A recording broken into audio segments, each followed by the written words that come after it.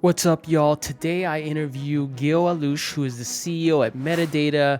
I drop into his offsite in Miami, Florida, and he shares his founder story, go-to-market tips, and much more. You should definitely check it out. Okay, when I think about product market fit, I think about themes that are repeatable.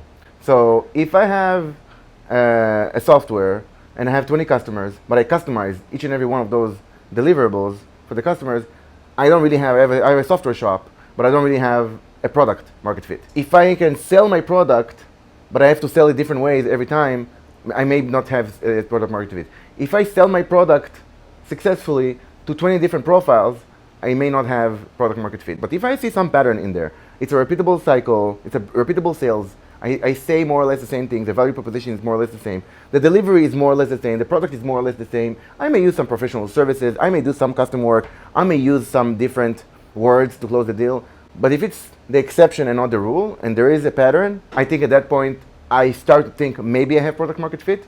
The second thing I will say, as a more than, after doing this for 7 years, is that the first thing I would focus on is not sales, but rather retention.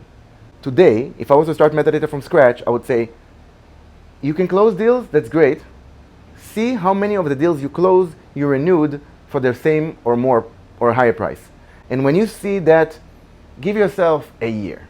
If you can wait a year, you can start growing, but you don't grow too fast, and you make sure that your retention is truly like the same retention, the cohort retention that VCs are looking at. Like you have to look at the entire year, the same cohort, did it renew?